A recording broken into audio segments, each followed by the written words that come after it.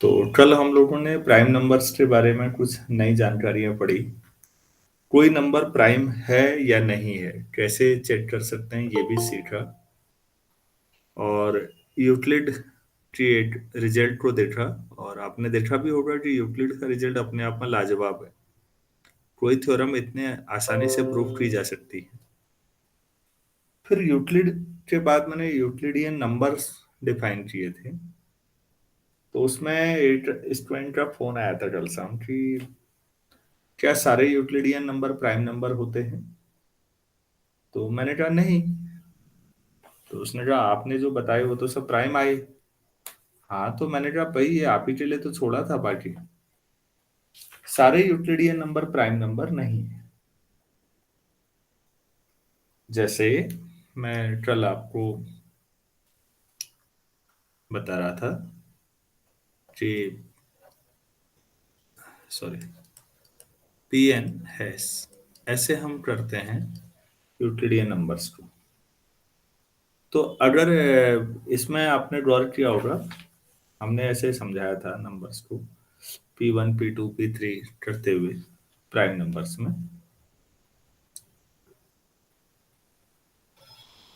Pn कितना आया था, कोई बता सकते हैं क्या लिखा था?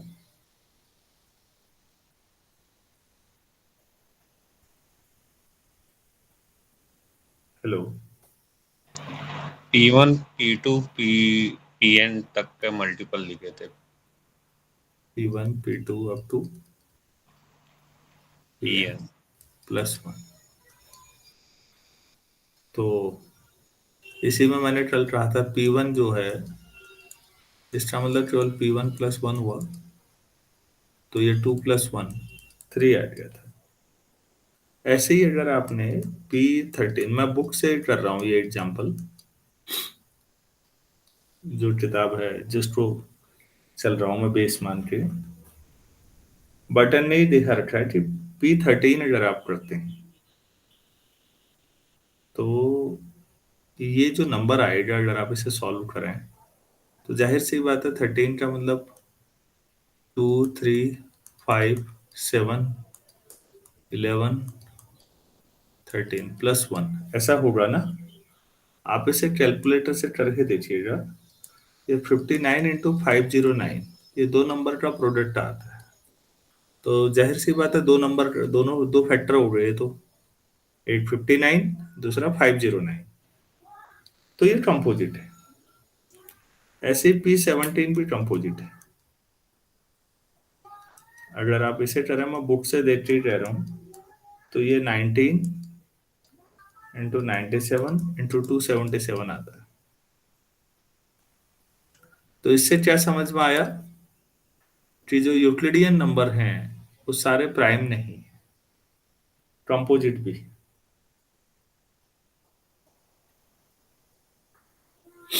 तो इसका प्रूफ अभी तक नहीं कर पाया कोई कि 20 के आगे को आपको ऐसे कितने प्राइम मिलेंगे कि P* या P#+1 जो आपके पास आ रहा है ये भी प्राइम होगा। लगता तो है आगे बढ़ते जाएं तो, लेकिन ये इनफाइनाइट प्राइम है इस तरह का ये कोई अभी तक प्रूफ नहीं कर पाया। तो ये भी कंजेक्चर है। नंबर थ्योरी में बहुत रिजल्ट्स हैं जो अभी तक प्रूफ नहीं हो पाए। क्या ये आपको जो डाउट था क्लियर हो गया है बच्चों को? Yes sir. यस। ठीक। एक डाउट गौरव ने उठाया था, गौरव का मैसेज आया हुआ था। तो गौरव के मैसेज में ये था कि आप ऐसा कर ले रहे हैं कि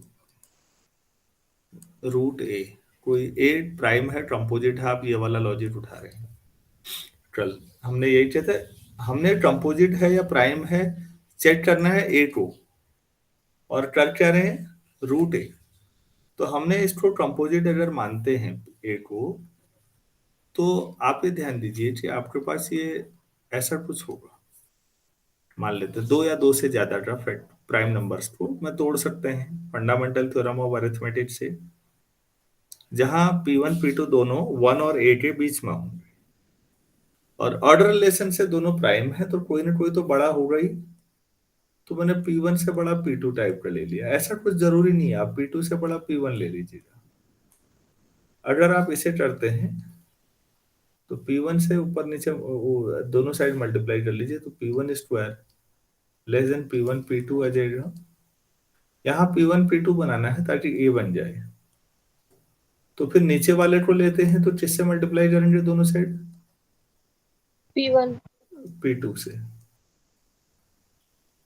P2 से करेंगे नीचे वाले में ताकि ये A बन जाए। तो अगर यहाँ पर लेते हैं तो आप करेंगे P1 लेस देन रूट ए, और यहाँ पर लेते हैं तो आप करें P2 लेस देन रूट ए। एक ही बात है। गौरव, क्या मैं समझा पा रहा हूँ? Yes sir. तो ऑर्डर रिलेशन में दो नेचुरल नंबर, दो रियल नंबर में आपने पढ़ा है रियल एनालिसिस में, दो रियल नंबर है तो लॉ ऑफ ट्राइकोटोमी, या तो पहला रियल नंबर बड़ा होगा या दूसरा, या दोनों बराबर होंगे। तीन ही सिचुएशन बन रही थी, तो दो प्राइम नंबर में भी वो लागू हो जाएगा। तो आप लोगों ने इससे प्राइम नंबर चेक किए थे कुछ? घर पे कुछ ट्राई कर रहे हैं आप लोग? मैं एक चीज हल्द्वानी वालों से जानना चाह रहा हूँ कि आपके यहाँ नंबर थ्योरी पेपर चल रहा है, चलेगा या नहीं, मैं ये जानना चाह रहा हूँ। पढ़ना चाह रहे हैं आप लोग या नहीं पढ़ना चाह रहे हैं? पढ़ना चाह रहे हैं सर। नहीं नहीं, मेरा मतलब कॉलेज वाले कुछ और पेपर तो नहीं शुरू कर रहे हैं, मैं ये इसलिए पूछा। सर नहीं करेंगे शायद, वो खुद कह रहे थे कि नंबर थ्योरी पढ़ लो।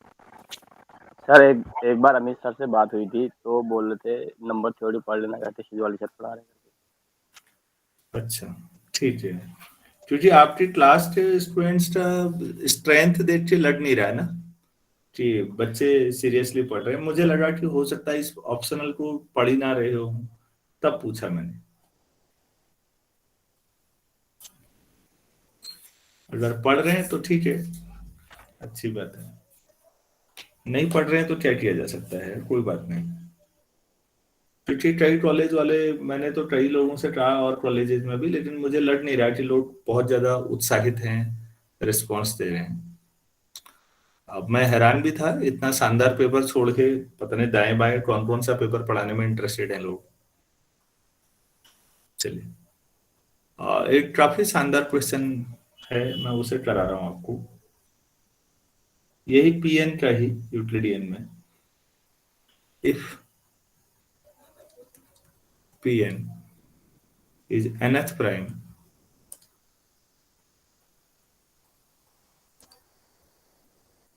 then pn less than equal to 2 to the power n minus 1। Sorry, Euclidean नहीं, प्राइम नंबर्स में कोई भी प्राइम हो तो वो हमेशा nth प्राइम अगर ले रहे हैं आप तो वो 2 n minus 1 से छोटा होगा या बराबर होगा, ये प्रूव करना है। अब जाहिर सी बात है n कोई भी नेचुरल नंबर हो सकता है, तो इस रिजल्ट को हमें किसकी हेल्प से प्रूव करना चाहिए?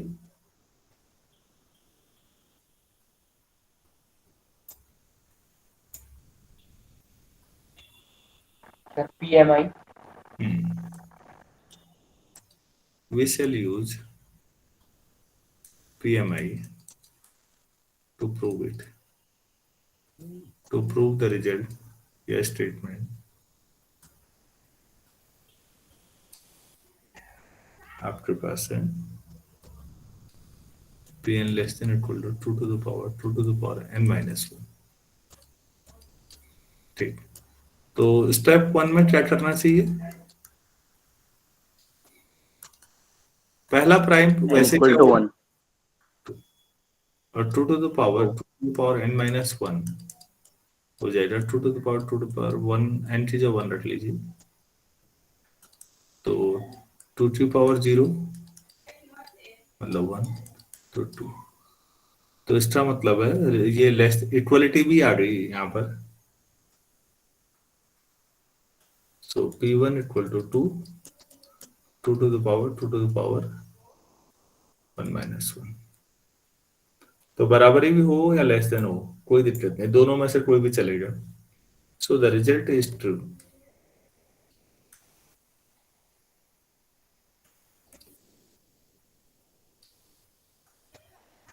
For n equal to one के लिए रिजल्ट सही है, ठीक है। तो अब हम ये मान के चलें कि सपोज ये किसी नेचुरल नंबर m मान लेते हैं, वहां तक ये रिजल्ट लगातार सही चल रहा है। Suppose above result be true,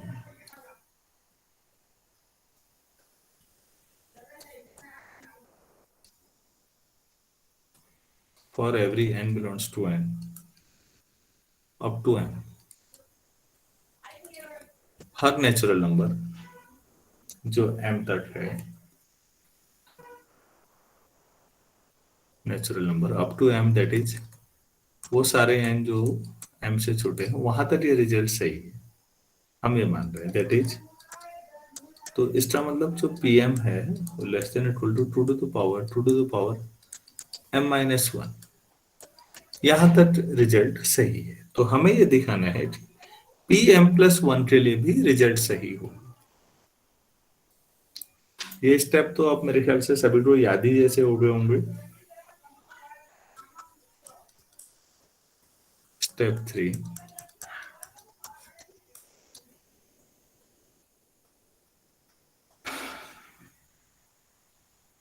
now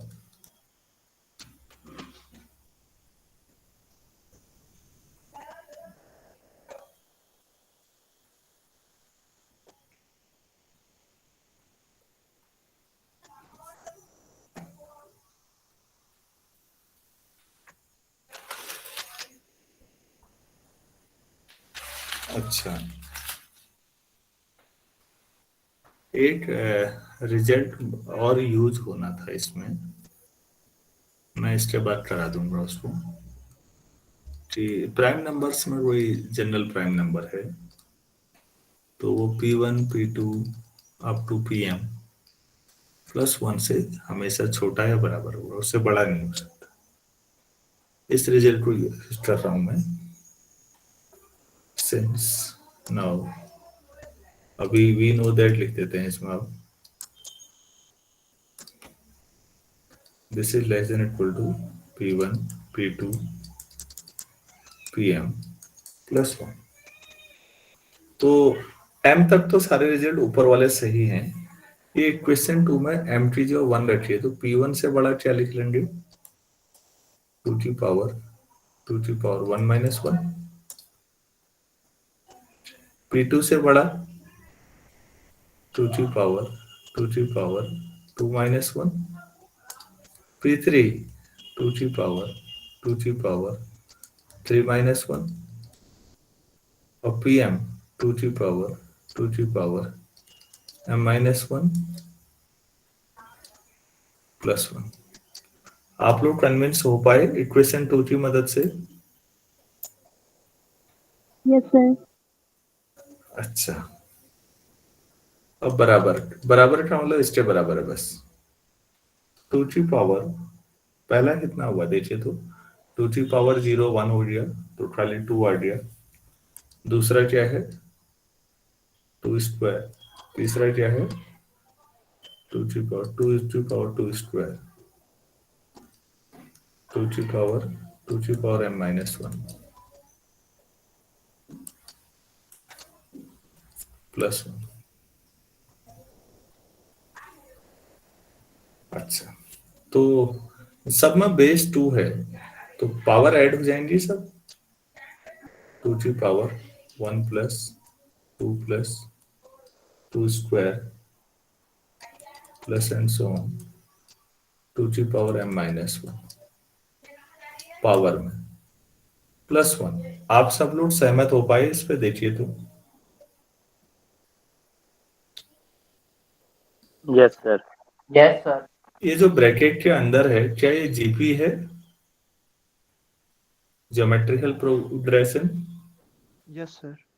yes sir. हाँ, तो m टर्म है बच्चों, तो सम क्या होगा? a r की power m minus 1 upon r minus one.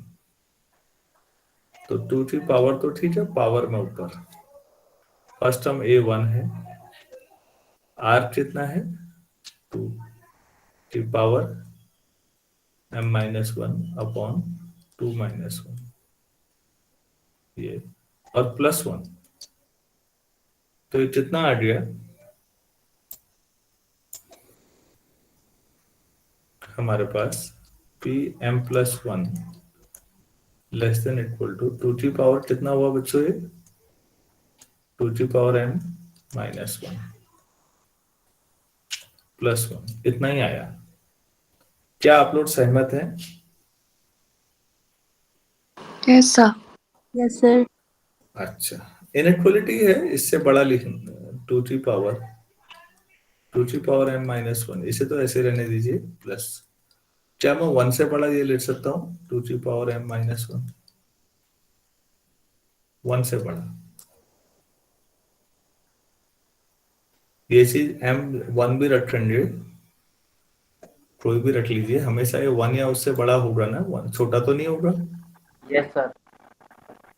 तो फिर आपके पास पी एम प्लस वन कितना आया less than equal to 2 times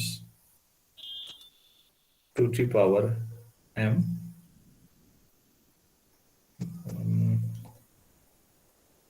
2 की पावर माइनस वन, 2 यहाँ नहीं, यहाँ बेस में बाहर से, तो ये पावर में ऐड हो जाएगा।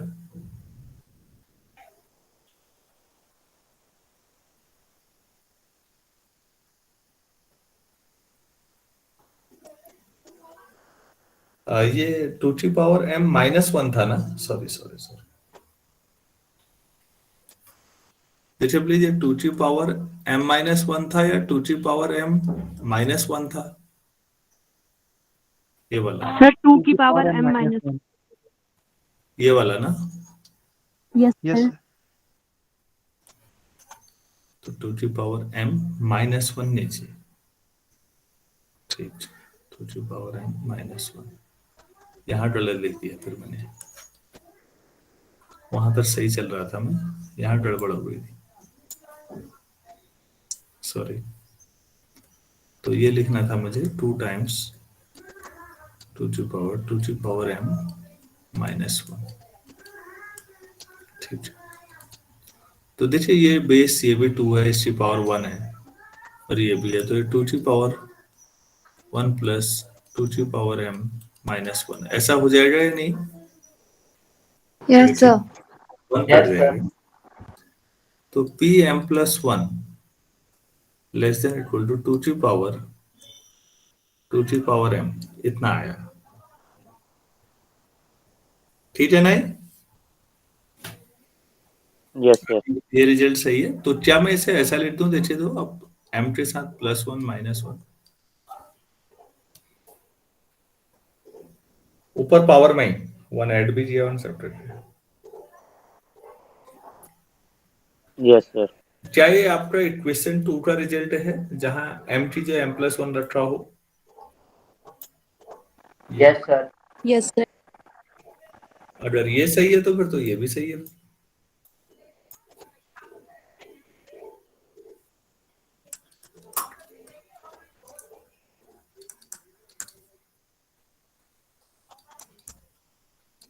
Result is also true for n equal to m+1 provided it is true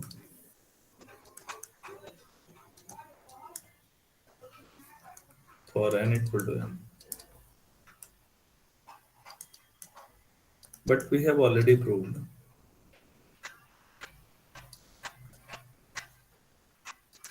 that the result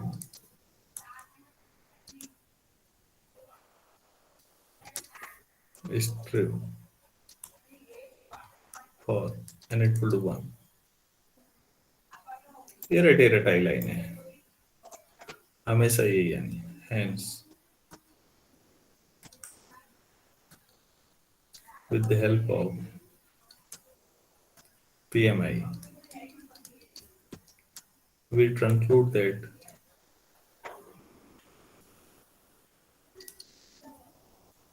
The result is true.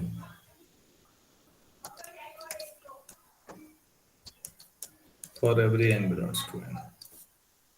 That is Pn less than equal to the power 2 to the power n minus 1. Minus 1 यहाँ power में।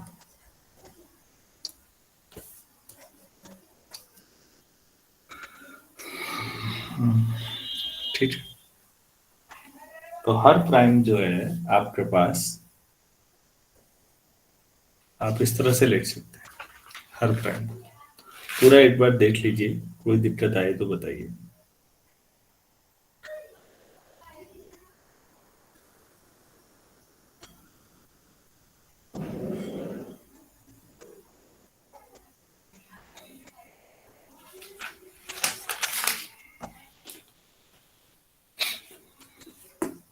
सभी लोग सहमत हैं इसमें?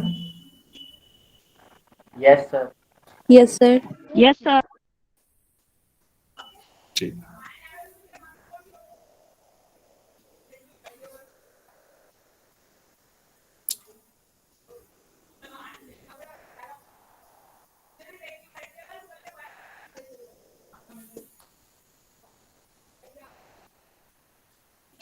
अच्छा, आप इसे भी एक अलग से सवाल के तौर पर ले सकते हैं जो हमने यूज किया है अभी।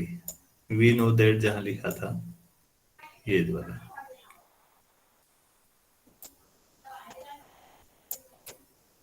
ये भी यूक्लिड का ही है।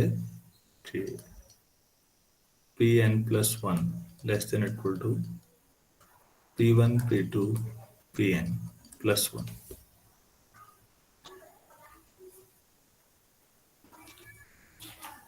आप इसे हम कहीं भी ट्राई कर सकते हैं। पहले आप चेक कर लें इसको कि ये सही है या नहीं है। n इक्वल टू 1 रख देते हैं, तो यहाँ पर P2 less than equal to, यहाँ 2 तक आएगा तो यहाँ P1 ही आएगा प्लस 1। तो P2 सेकंड प्राइम कितना हुआ 3, और पहला प्राइम 2 प्लस 1, तो ये बराबरी है। सही है या नहीं? इक्वलिटी भी हो सकती है ना? Yes, sir. आप लोग सहमत हो पाए? Yes sir. Yes sir. Yes, sir. हाँ जी।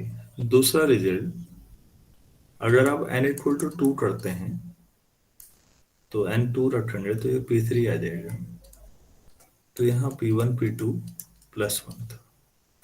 P3 तीसरा प्राइम हुआ, P1 हुआ पहला प्राइम मतलब 2, दूसरा प्राइम 3, तीसरा प्राइम कितना हुआ 2 3, तो ये सही आया नहीं? Yes, sir. ठीक, ये टेस्टिंग है, इसको प्रूफ नहीं कह सकते। आप ये चेक कर रहे हैं बस कंजेक्चर की तरफ। n इक्वल टू 3, बच्चों में बार बार कह रहा हूं, जो बाकी ब्रांचेज आप लोग पढ़ रहे हैं उनमें नंबर थ्योरी में बड़ा डिफरेंस है। ये हमारे प्रैक्टिकल लाइफ पे बहुत क्लोज है। तो एग्जाम्पल भी आप पहले ऐसे देख लिया करिए, उसके बाद फिर प्रूफ करिएगा। n अगर आप 3 लेते हैं तो यहाँ P4 P1 P2 P3 plus 1, P1 हो गया 2, P2 हो गया 3, P3 तीसरा प्राइम हो गया 5 प्लस 1, चौथा प्राइम क्या हुआ 5 के बाद 7. 7. अब ऑब्वियस है, अब तो दिखने लग गया कि हाँ राइट साइड बड़ी होने लग गई। ठीक है ना? Yes, sir. Yes, sir. Yes sir. तो प्राइम नंबर्स में ये भी एक है। फिर भी आप इसे चाहें तो n इक्वल टू 1 के लिए करने के बाद PMI से इसे भी कर सकते हैं। ट्राई करिएगा, इसको एक क्वेश्चन मान के। मैंने आपको समझाने की कोशिश की कि ऐसा हो रहा है। ठीक, नेक्स्ट क्वेश्चन मैं आपको करा रहा हूं। छोटा सा सवाल है और मेरे ख्याल से ये आप सभी लोग कर ही लेंगे। क्वेश्चन लीजिए।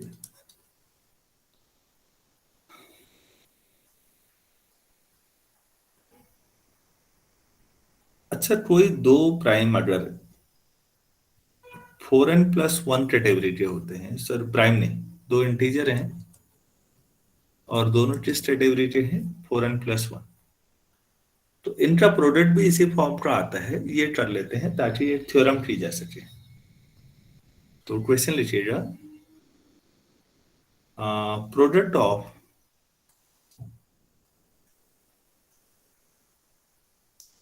ऑफ टू और मोर, दो से ज्यादा भी हो सकते हैं, टू और more integers of the form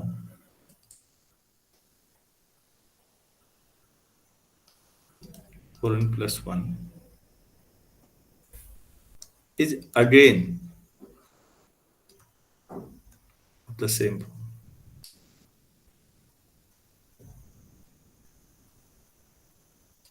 तो उनका प्रोडक्ट भी इसी फॉर्म का होता है।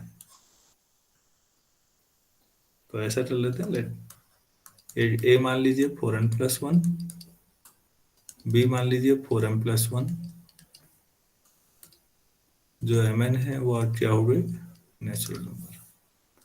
इन दोनों का प्रोडक्ट कर लेते हैं, 4n+1 4m+1 16 mn plus 4m plus 4n+1। तो 4 लैम्डा प्लस 1 टाइप का कर सकता हूं या नहीं? Yes, sir. अरे भाई, इतने में 4 कॉमन आ जाएगा, बाकी को लैम्डा मान लो, वो भी इंटीजर ही आएगा। बच्चों ठीक है ना? Yes, sir. Yes, sir. Yes, तो sir. दो इंटीजर अगर आपके पास हैं जो 4n+1 कैटेगरी के हैं, तो उनका प्रोडक्ट भी वही आता है। इसको कराने का जो उद्देश्य था वो नेक्स्ट थ्योरम में आपको कहीं जरूरत पड़ सकती है, वहां देखेंगे, वरना कोई बड़ा लॉजिक नहीं था, शुरू में होना चाहिए था। तो अब थ्योरम है हमारे पास, मैं ये प्रूफ करना है कि 4n+3 कैटेगरी के इनफाइनाइट प्राइम होते हैं। There are infinitely many primes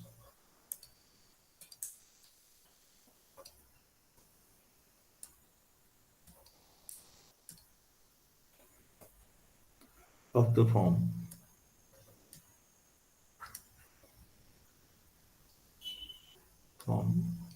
4n+3।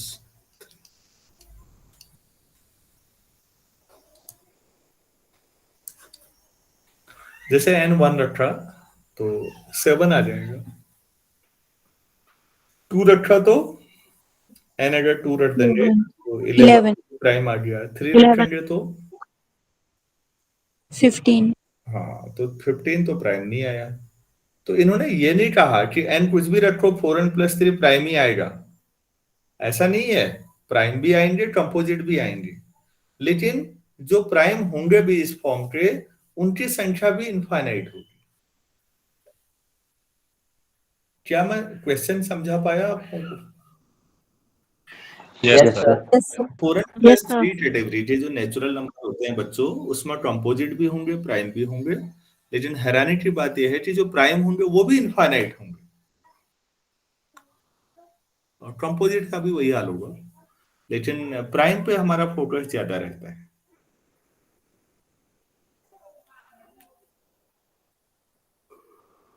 Prime की ये जो खोज है ना, प्राइम नंबर्स का डिस्ट्रीब्यूशन कैसे होगा, ये आपको फिर धीरे धीरे कॉम्प्लेक्स एनालिसिस की ओर ले जाएगा, रीमान जीटा फंक्शंस और सर हाँ जी सर इस थ्योरम का फायदा क्या होगा? नंबर या तो प्राइम ही होते हैं या तो कंपोजिट ही होते हैं, तो इसमें वही है। अच्छा, प्राइम पे लोगों ने बहुत दिमाग लगाया है क्योंकि प्राइम का एप्लीकेशन बहुत जबरदस्त है। देखिए, प्राइम को डिकम्पोज नहीं किया जा सकता ना। Hello, yes sir. Prime numbers को बेटा डिकम्पोज नहीं कर सकते ना। नॉर्मली प्राइम जो है क्या हुआ, नॉन डिकम्पोजेबल हुआ या नहीं हुआ? Yes sir. प्राइम नंबर्स पे अब आप ये देखो, जब भी हम नंबर्स पे जाते हैं एनालिसिस या अलजेब्रा पढ़ते समय, कुछ देर बाद हम कहाँ पहुंच जाते हैं? Yes sir. आप लोगों ने अलजेब्रा पढ़ी, जब अलजेब्रा पहली बार हम किसी को समझाते हैं ना, ग्रुप थ्योरी, तो ग्रुप से एग्जांपल क्या लेते हैं, आप लोगों ने खुद भी सीखा होगा कि यार इंटीजर का सेट ले लो और ऑपरेशन ले लो एडिशन। तो अब आप देखो क्लोजर और additive, identity, associativity, inverse satisfy हो रहे हैं। इसी तरह से समझाया होगा आपने, यस सर। समझा भी होगा, समझाया भी होगा। हम नंबर्स पे चलते हैं, लेकिन कुछ समय के बाद जब थोड़ा सा मैच्योरिटी आने लगती है अलजेब्रा में बच्चों की, तो हम लोगों ने जो ग्रुप के एलिमेंट थे उनको क्या लेना शुरू कर दिया होगा, फंक्शंस। ग्रुप के जो एलिमेंट अभी तक आप नंबर ले रहे थे, बाद में क्या लेना शुरू कर दिया होगा ग्रुप में आपने, सर Functions. अरे भाई परमुटेशन ग्रुप्स तो पढ़े होंगे। Yes sir. हाँ, डायहेड्रल आपने जिसने नहीं पढ़े हैं यूट्यूब पे मैंने डाल रखा है, कहीं देख लीजिएगा, वैसे भी मिल जाएगा, उससे अच्छे तो यूट्यूब पे 50 हैं ढूंढोगे। तो ये क्या बताने की कोशिश है कि जो आपकी जब शुरुआत होती है तो नंबर में होती है, बाद में आप कहाँ जाते हैं सारे मामलों में, फंक्शंस पे। लेकिन फंक्शंस के बारे में भी समझ तब बनती है जब नंबर्स का कंसेप्ट क्लियर हो। अगर नंबर्स में आपने ग्रुप प्रूफ करना अच्छी तरह सीख लिया तो फंक्शंस में भी आप कर लेंगे। ऐसा होता है या नहीं होता? Yes sir. ठीक, अब बच्चों इधर आ जाइए। यहाँ प्राइम नंबर्स पे बात होती है। हम लास्ट में कोई बड़ा नंबर लेते हैं और लास्ट में उसको प्राइम में तोड़ देते हैं, और हम ये मानते हैं कि जो प्राइम में हमने तोड़ा इससे नीचे अब नहीं टूट सकते, ये छोटे छोटे बिल्डिंग ब्लॉक्स हैं। ऐसा है या नहीं? Yes sir. Yes, sir. हाँ जी, इसी के समकक्ष से देखो, यहाँ जब फंक्शंस आएंगे तो बच्चों यहाँ पर हम लोग कई बार क्या पढ़ते हैं, फिर फंक्शंस के कॉम्बिनेशन आते हैं तो क्या बन जाती हैं कई बार, पॉलिनोमियल्स। अब फिर हमने पॉलिनोमियल के फैक्टर पढ़ाने शुरू कर दिए बच्चों को कि यार ये एक पॉलिनोमियल है, P8 से एक पॉलिनोमियल है, क्या हम इसको ब्रेक कर सकते हैं? कैसे? fx into gx into sum. क्या ये उसी के समकक्ष से नहीं जा रहा है? Yes sir. अच्छा, आपने ऐसे तोड़ा, ठीक हो गया इस तरह से, और लास्ट में आपने कहा कि ये लास्ट वाला साई एक्स। अब आप ये देखना चाहेंगे कि क्या ये और रिड्यूस हो सकते हैं, इनके भी फैक्टर हो सकते हैं या नहीं, या इररिड्यूसिबल है? जैसे आप यहाँ प्राइम को कहते हैं कि अब ये इररिड्यूसिबल है, अब इससे नीचे नहीं जाएंगे। तो नंबर्स में जो टर्म प्राइम नंबर के साथ होता है, पॉलिनोमियल में वही टर्म फैक्टर करते हुए आप लास्ट में कहाँ पहुंचते हो, इररिड्यूसिबल। तो जिन लोगों ने रिंग थ्योरी थोड़ा सा आगे एमएससी में पढ़ी होगी तो वहां पर इररिड्यूसिबिलिटी आई होगी। Yes sir. इररिड्यूसिबिलिटी तभी समझ में आएगी जब प्राइम नंबर के कंसेप्ट सारे क्लियर हो कि जो नंबर्स में हो रहा है ना वैसा वैसा यहाँ भी तो हो ही रहा है, कोई नया काम थोड़ी है।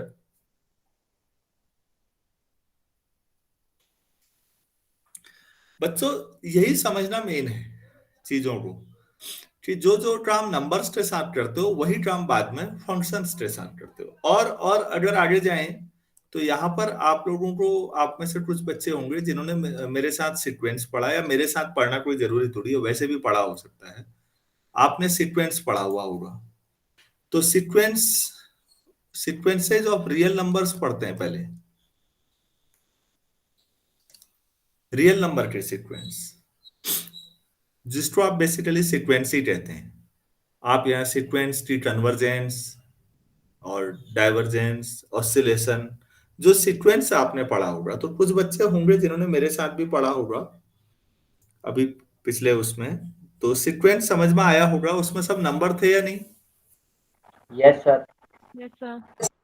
फिर हमने ये चैप्टर पढ़ाया बच्चों,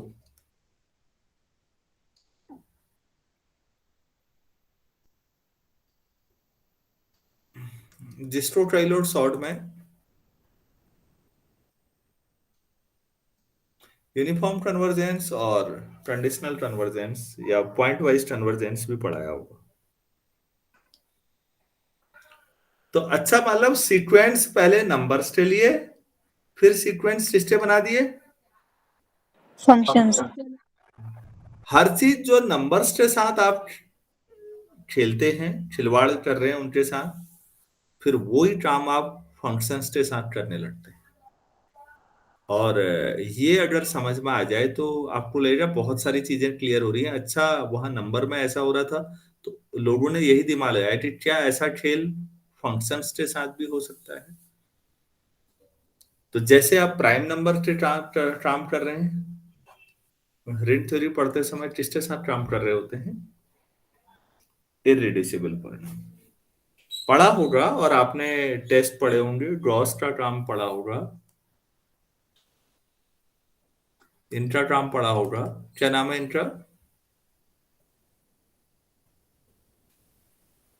अरे ये नाम नहीं सुना? No sir. आइजेनस्टाइन। ये आइजेनस्टाइन मैथमेटिशियन थे जिनने इररिड्यूसिबिलिटी का कंसेप्ट, कैसे कोई पॉलिनोमियल रिड्यूसिबल है, मतलब रिड्यूसिबल का मतलब उसके फैक्टर हो सकते हैं या नहीं, इररिड्यूसिबल का मतलब फैक्टर नहीं हो सकते। तो जैसे यहाँ प्राइम है या नहीं है पढ़ते हो, वहां ये पढ़ते हो। ये आइजेनस्टाइन है, जरा ध्यान रखना, कई लोग इसको आइंस्टाइन ना पढ़ दें।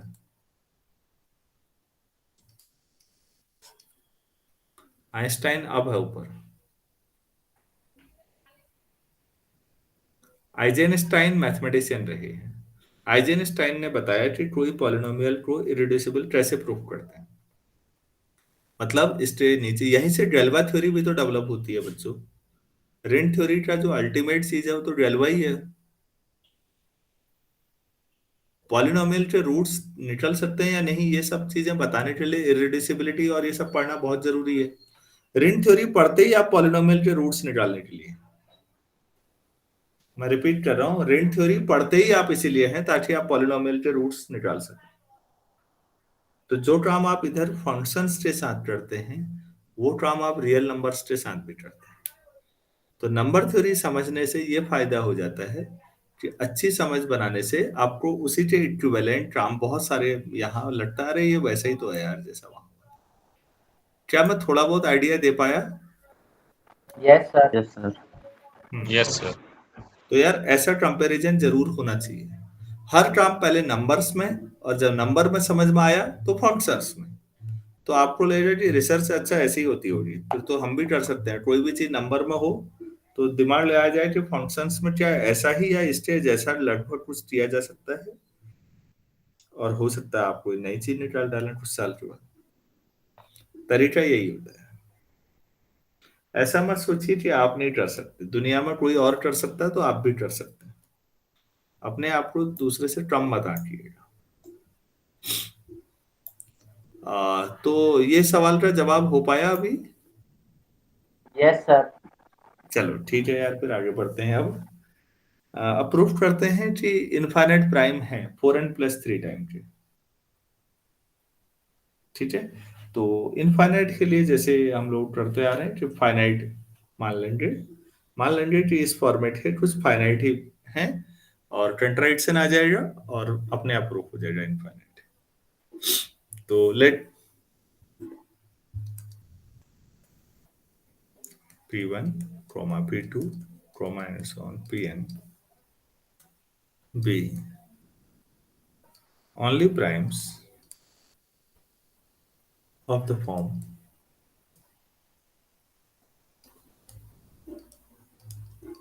4n+3। मान लेते हैं भाई इतना ही प्राइम है, P1 से लेकर Pn एनी प्राइम है, अब कोई नहीं है। ठीक है, नाउ वी कंसीडर, काफी हद तक आप कह सकते हैं कि यूक्लिड साहब से इंस्पायर हो गए किया होगा ऐसा। हम कोई P मान लेते हैं, 4 टाइम्स P1 P2 Pn-1, ऐसा ले सकते हैं। 8P हमने ऐसा ले लिया, 4 टाइम्स दिस Pn तक -1। ठीक है, तो 4 टाइम्स P1 से लेके Pn तक -1 कर देते हैं, तो 4 टाइम्स तो ठीक है -4 +3 कर दें, Yes, sir. ऐसा लिख सकते हैं। तो ये 4k+3 टाइप का आ गया या नहीं? Yes sir. आप ऐसा लिख सकते हैं। तो 4k+3, क्या मैं ऐसा कह सकता हूँ always odd integer? Yes sir. भाई 4k हमेशा इवन होगा बच्चों, और कोई भी इवन में 3 जोड़ दोगे तो ऑड ही ऑड बन। बन जाएगा Odd. सर। हाँ, तो मैंने ये साबित कर दिया कि भाई 4k+3 जो है वो हमेशा ऑड होगा, ठीक है। और हम ये भी मान के चल रहे हैं कि जो 1 से बड़ा ही ले रहे हैं हम, कोई पी को अगर मैं 1 से बड़ा लूँ तो इसका मतलब 1 से बड़ा है तो फंडामेंटल थ्योरम ऑफ अरिथमेटिक हमने पढ़ा है। सो बाय फंडामेंटल थ्योरम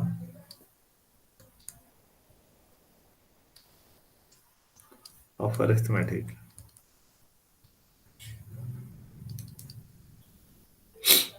आप कह सकते हैं कि जो P होगा वो Q1 Q2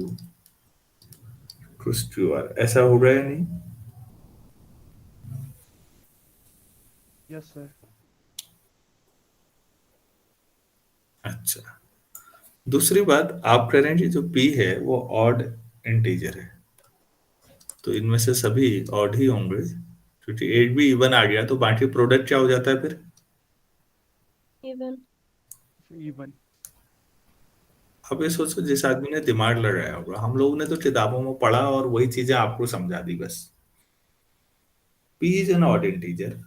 This implies each Qi या Qk जो भी माने will be of the form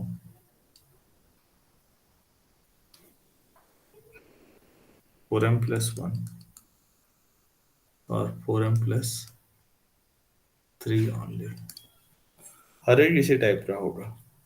अगर 4m ले लेंगे आप तो इवन हो जाएगा, और 4m+2 में भी इवन आने के चांस है। तो 4m+1 या 4m+3 चॉइस ही बची या नहीं बची? Yes, sir.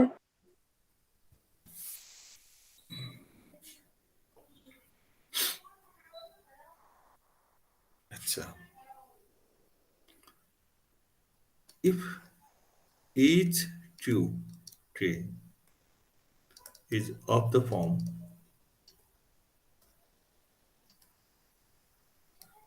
4m+1, then P is also of the form 4m+1। अभी पढ़ा था थोड़ी देर पहले ऊपर, 2 या 2 से ज्यादा नंबर अगर 4m+1 फॉर्मेट के हैं तो उनका प्रोडक्ट भी उसी फॉर्मेट का होता है या नहीं? Yes, sir. Yes, sir. अरे भाई, इससे पहले Yes, अभी sir. किया था, कहाँ गया वो? ये देखिए, प्रोडक्ट ऑफ 2 और more integers of the form 4m+1 is again of the same form. तो बच्चों, अगर ये सारे Q P के जितने फैक्टर आ रहे हैं, ये सारे Q अगर 4m+1 के हैं तो इनका प्रोडक्ट भी 4m+1 का होगा, तो P भी 4m+1 का होगा। अभी तो आप करते P 4m+3 का है, तो दिस इज नॉट पॉसिबल, हो जाएगा ना? Yes, sir. तो इसका मतलब सारे के सारे 4m+1 फॉर्मेट है नहीं।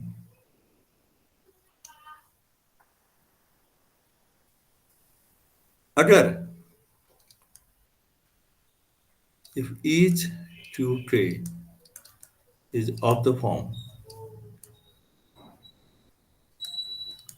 4m+3, अगर ऐसा मान लें, लॉजिक बहुत डिफिकल्ट होते नहीं है यहाँ, आप आराम से समझ सकते हैं चीजों को। अगर आप ऐसा माने, then there will B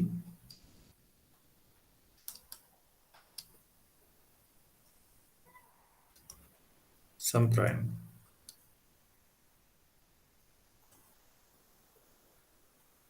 from P1, P2, Pn such that Pj equal to 4m plus 1 Qk.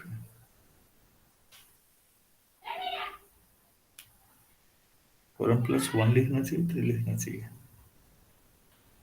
अगर हर एक क्यू जो है अगर 4m प्लस 3 फॉर्मेट का है आपके पास, तो आप ऊपर भी देखिएगा पी आपने दो तरीके से रिप्रेजेंट कर रखा। प्लीज इसमें एक बार पी आपने ऐसे लिखा 4 टाइम्स, ये आपके पास यही प्राइम है जो 4n प्लस 3 फॉर्मेट के है, और कोई प्राइम है ही नहीं। आप कह रहे हैं 4n प्लस 3 फॉर्मेट के यही है, ठीक। और यहाँ क्या कह रहे हैं आप, अब हर एक क्यू जो है 4m प्लस 3 टाइप का है ये भी, तो फिर ये इन्हीं में से तो होगा। 4m प्लस 1 नहीं, 4m प्लस 3, सॉरी। क्या मैं समझा पाया? प्लीज ध्यान दीजिए, 4m प्लस 3 फॉर्मेट के फाइनाइट माने हैं ना आपने प्राइम।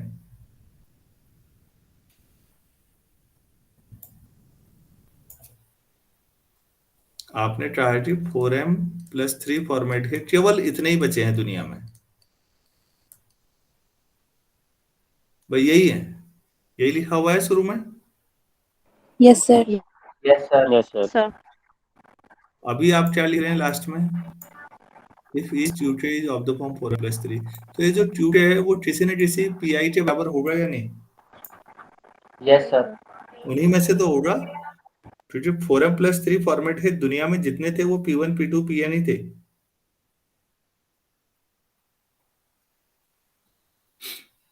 तो फिर आप एक बात बताइए, अब जो Pk है वो आपके पास 4 times P1 P2 up to Pn, इसको डिवाइड करेगा या नहीं करेगा? इन्हीं में Pk भी और कोई बीच में, Yes, sir.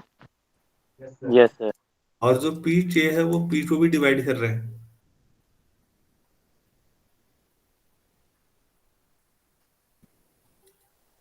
उसी के फैक्टर है। तो अगर ऐसा है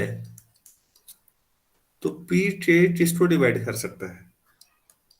4 दोनों के लीनियर कॉम्बिनेशन P1 को। Pn माइनस P, इसको डिवाइड कर सकता है या नहीं? Yes sir. तो प्राइम नंबर 1 को डिवाइड कर सकता है, इनका डिफरेंस तो 1 है। क्या ये पॉसिबल है कि कोई प्राइम नंबर 1 को डिवाइड कर दे? No sir. सर। बस हो गई। So our initial assumption was wrong.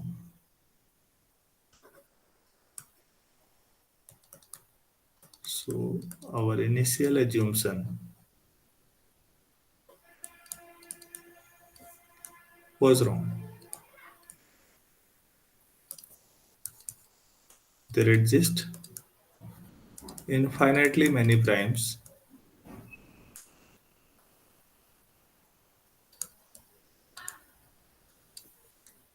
of the form 4n plus 3. बच्चों, फील्ड मेडल से लेकर दुनिया भर के जितने शानदार मेडल हैं, सबसे ज्यादा नंबर थ्योरी वालों ने ही जीते होंगे, क्योंकि ब्रांच ही शानदार है, उसमें कोई डाउट नहीं है। तो आप लोग इसमें, मैं फिर कहना चाहूंगा आपसे कि चीजों को लाइटली मत लीजिए, सीरियसली सीखिए। क्योंकि मुझे लगता है आप में से बहुत सारे लोग, होना तो चाहिए सभी लोग, हायर स्टडी में जाएं, रिसर्च करें और किसी अच्छे संस्थान से करें, किसी अच्छे प्रोफेसर के अंडर, तो ये फाउंडेशन उस दिन काम आएगी आपका। आपको रियलाइज भी होगा कि यार जितना हम लोग एनालिसिस में पढ़ते हैं उसके मुकाबले ये आसान पेपर है, पता नहीं इसे पढ़ा क्यों नहीं रहे लोग। उटपटांग चीजें पढ़ानी हो तो सभी लोग तैयार हैं,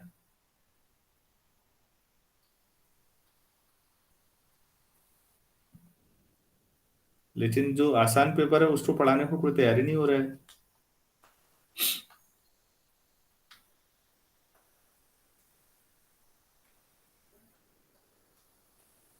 चलिए एक क्वेश्चन और करते हैं।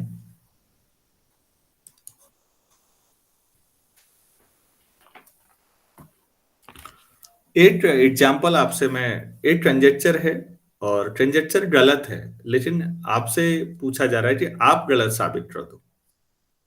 ये बड़ा अच्छी बात है। Given example,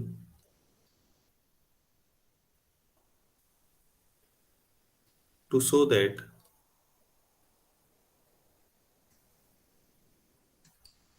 the following conjecture is not true. Following conjecture is not true.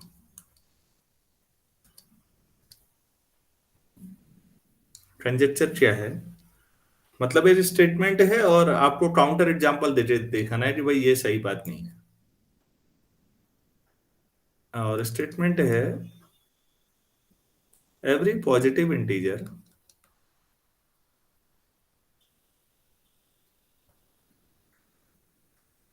Can be written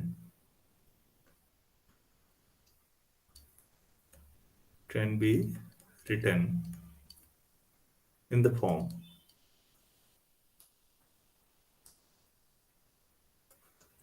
p plus a square, where p is either a prime or 1 and a is greater than or equal to 0। तो वो खुद ही कह रहे हैं, उन्होंने ये नहीं कहा कि इसे टेस्ट करो सही है कि गलत है, वो कह रहे हैं ये तो गलत है। आप कोई काउंटर एग्जांपल सोचिए।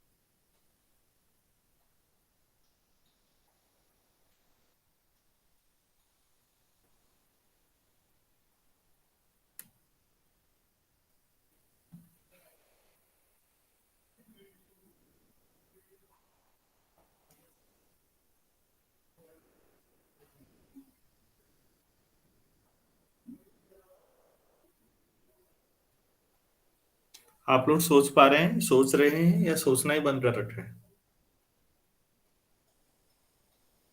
सर कर रहे हैं। अच्छा, सर हाँ जी। सर अगर हम एक पॉजिटिव इंटीजर 10 मान ले, हम्म, फिर चेक करें 10 को हम लिख सकते हैं एक तो 2 प्लस 8, फिर उसको लिख सकते हैं 3 प्लस 7, 5 प्लस 5 और 7 प्लस 3, और इसमें से एक भी नंबर ए स्क्वायर नहीं है और सारे नंबर प्राइम या 1 से बड़े हैं।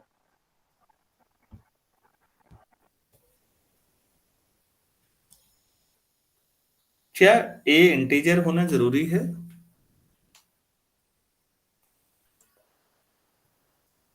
No sir, greater than. कोई दिक्कत नहीं, आप ये मत सोचा करना कि मैंने आपका काउंटर किया है। अब वो तो सिखाना है ना, इसलिए आप तो सोच रहे हो, फिर भी अच्छी बात है।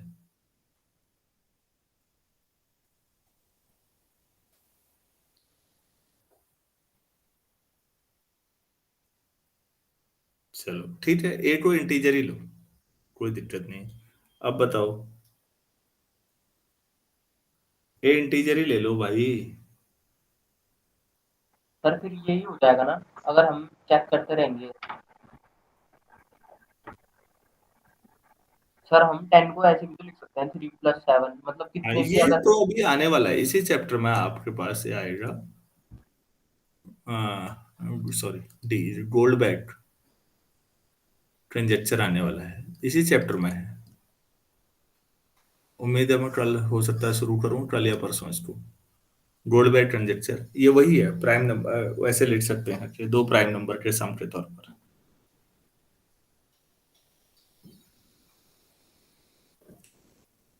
आप इसको सोचिएगा, मैं आपके लिए छोड़ दे रहा हूँ, इतनी जल्दी आंसर बताना उचित नहीं है। ट्राई करिए कल, क्योंकि मैं सीधे लिख दूंगा और 2 लाइन का हो जाएगा फिर। ये गलत है, ये लिखा हुआ है। अब आप सोचिए, ट्राई करिए, गूगल इंटरनेट की मदद लें या खुद सोचें। बहुत बड़ा नंबर नहीं है बच्चों, सामान्य नंबर में ही हो जाना है, अंडर 30 में ही आ जाएगा। अब इतना तो आप सोच सकते हैं, इतना हिंट दे दिया। 30 से बड़ा नंबर सोचने की जरूरत नहीं है, वहीं तक आ जाएगा आंसर। सर 25। 25 में क्या हो रहा है?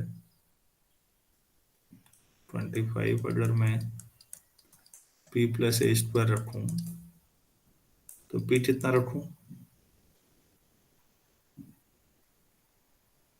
p2 रखूंगा तो p2 रखूंगा, a² 23 ना। सर 29। इंटीजर में 8 p2 नहीं रख सकता, p3 रखूं तो 3 रखूंगा तो 22 ना। 5 रखूं तो 20, तब भी नहीं। 5 से बड़ा तो ऐसे ही नहीं रख सकता। 7 रखूंगा तो नहीं, 7 तो रख सकता हूँ। 7 18 ना। 11 रखता तो 14, a² 14। सर 8 5 रखेंगे और पी तो 1 भी हो सकता है ना। p1 भी हो सकता है, p1 रख तो 24 आ जाएगा फिर भी।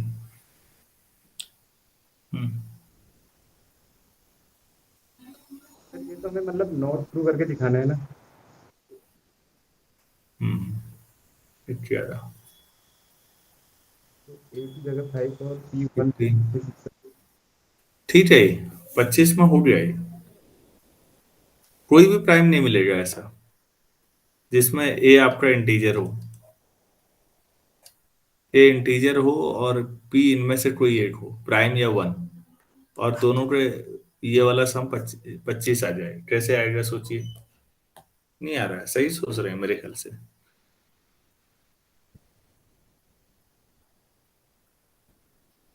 पी आप रखते जाइए ना, प्राइम नंबर जो भी रखने हैं, ए इंटीजर, और वो लिख देना चाहिए था बटन साहब ने कि ए इंटीजर रखो।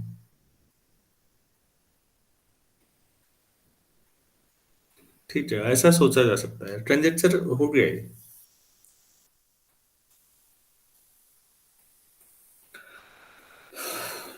ठीक है, तो इसकी जो एक्सरसाइज है, अब थोड़ा सा हम लोगों ने थ्योरम्स पे काम तो कर लिया है, एक्सरसाइज पे काम ज्यादा नहीं किया है। कल इसकी एक्सरसाइज पे काम करते हैं, थोड़ा सवालों पे। और आपकी जो अंडरस्टैंडिंग का लेवल है, चाहे प्राइम नंबर ही हो, तो वो इतना आसान भी नहीं है कोई भी चीज।